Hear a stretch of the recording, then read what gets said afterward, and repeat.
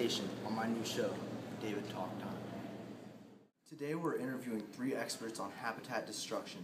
We will be asking them questions to figure out the latest data on how deforestation is contributing to the growing problem. To begin, Samantha, please describe the benefits of forests as habitats for animals. The forest provides many benefits when an organism lives there. For example, the upper canopy of the forest provides shade from the sun and protection from harsh winds and storms. The branches also provide a home for animals like birds that are out of reach from their predators. Forests are also great storerooms of water. Through their roots and litter of water from their leaves, the forest slowly releases and replenishes water throughout the forest at a dependable rate. Because of the large abundance of animals and plants in the forest, there are a large amount of food and animals that they can depend on. Now to Morgan. Can you tell us what the role of forests as habitats for animals is? Forests reduce carbon emissions by taking carbon into the leaves where it is used to produce sugars that allow the tree to grow. It also releases oxygen back into the air. The more the trees grow, the more carbon they store in their leaves, trunks, twigs, and roots, thus reducing more carbon emissions. We can reduce the amount of carbon in our atmosphere by conserving forests and stopping deforestation.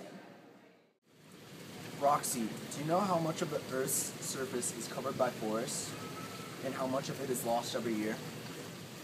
Close to 4 billion hectares of forest cover the Earth's surface, which is roughly 30%.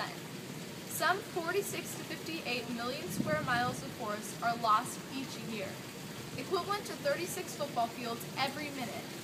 At this growing rate, within 100 years or sooner, the rainforest will be gone.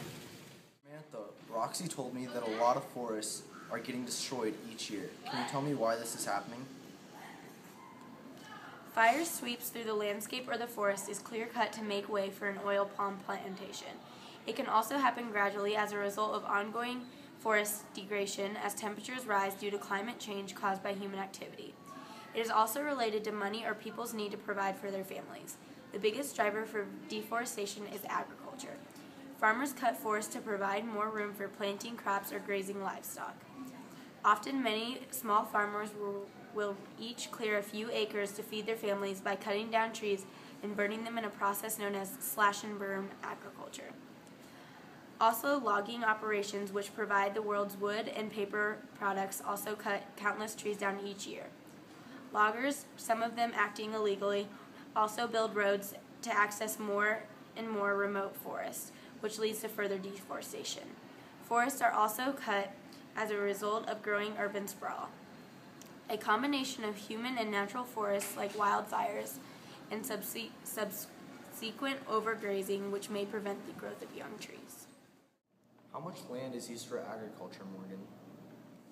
37% of the Earth's land area was agricultural land. In the United States, about 50% of agricultural land is used to raise meat compared to the 20% of agricultural land used for plant crops. Roxy, can you explain to me the management of fires in forests? The role of fire and forest management depends on natural factors or human actions. Some wildfires are caused by natural effects, which are sometimes an example of independent limiting factors, resulting in keeping an ecosystem in check. Other times, human actions spread wildfires, which can have disastrous effects. Some shrubs that had provided food in the past become ashes. Under intense heat, some soil nutrients are vaporized. In some areas, pollution rises. People today can help prevent these fires from spreading. If camping, for example, one can extinguish campfires. Make sure their vehicle is parked far away from trees or dry areas so fluid doesn't leak, or remain from using fireworks. Are there any problems that arise in an attempt to regrow forests, Samantha? The landscape may never grow into anything like the original forest. Also, soil erosion becomes more and more severe. People today can, instead of harvesting a whole area, can extract some resources while maintaining the forest's long-term health.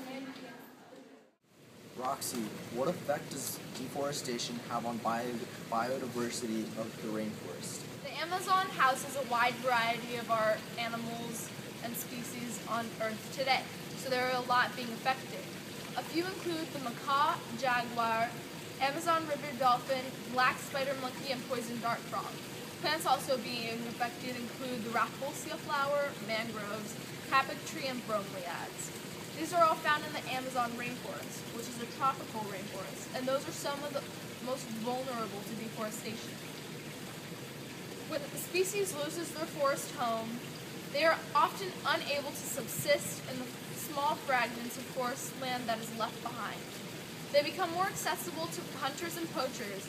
Their numbers begin to dwindle, and some eventually go extinct, which shows why all this is happening right now. Here are some pictures taken of these threatened species. You can directly help and take action to save these species by adopting an animal with WWF to save them from deforestation in the forests.